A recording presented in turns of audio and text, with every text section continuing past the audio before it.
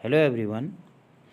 आज हम पढ़ेंगे पाश्चात्य राजनीति विचारक फ्रेडरिक हीगल के विश्वात्मा संबंधी विचार। हीगल के राजनीतिक विचारों की ये पहली वीडियो है। आइए जानते हैं हीगल के विश्वात्मा संबंधी विचारों को। जर्मन राजनीति विचारक फ्रेडरिक हीगल के विश्वात्मा संबंधी विचार। हीगल अद्वैतवादी विचारक था। अद्वैतवाद को ऐसे समझा जा सकता है, इमैनुएल कांट ने माना कि सांसारिक जगत और आध्यात्मिक जगत दोनों का विकास अलग अलग शक्तियों से हुआ है, लेकिन हीगल ने माना कि समस्त सांसारिक और आध्यात्मिक विकास एक ही शक्ति से हुआ है, जिस कारण हीगल को अद्वैतवादी विचारक कहा जाता है। हीगल ने माना कि जो संसार की जो समस्त चीज़ें हैं उसका जो निर्माण है, उसका जो विकास है, एक ही तत्व से, एक ही शक्ति से हुआ है। हीगल एक आदर्शवादी दार्शनिक है और इसके विश्वात्मा संबंधी विचारों को अन्य नामों से जाना जाता है, जैसे आत्म तत्व का सिद्धांत, विवेक तत्व का सिद्धांत, दैवीय मन का सिद्धांत। हीगल राज्य को पृथ्वी पर ईश्वर का अवतरण मानता है। हीगल ने यह माना कि जगत में सभी जो जड़ हैं और जो चेतना की अवस्था में हैं, सभी चीज़ों की उत्पत्ति विश्वात्मा से हुई है।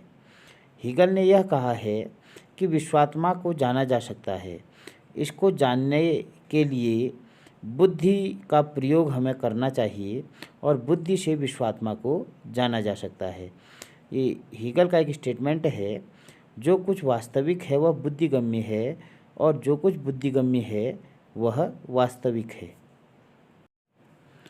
हीगल ने माना जो बाह्य जगत है और जो आंतरिक जगत है उसे बुद्धि द्वारा जाना जा सकता है। हीगल ने जो विकास के, जो विश्वात्मा के विकास के जो चरण बताए हैं, उसने यह कहा है कि विकास का जो आरंभिक रूप है वह भौतिक एवं जड़ तत्व है।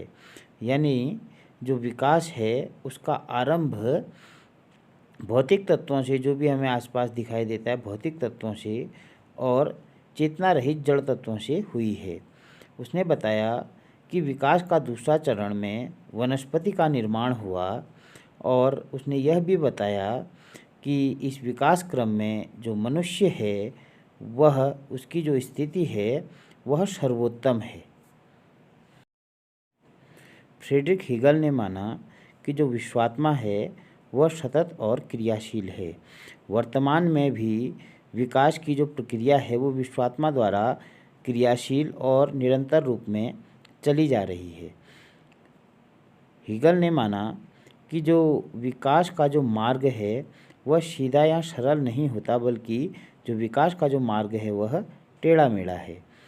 हीगल ने साथ ही यह भी माना कि राज्य एक नैतिक और आध्यात्मिक संस्था है। फ्रेडरिक हीगल ने विश्वात्मा के जो दो मुख्य तत्व हैं, यानी कि बाह्य और आंतरिक। बाह्य कहने का अर्थ है भौतिक जगत। तो विश्वात्मा ने बताया कि जो बाह्य विकास है, जो भौतिक विकास है विश्वात्मा का, वह विभिन्न सामाजिक संस्थाओं के रूप में हुआ था।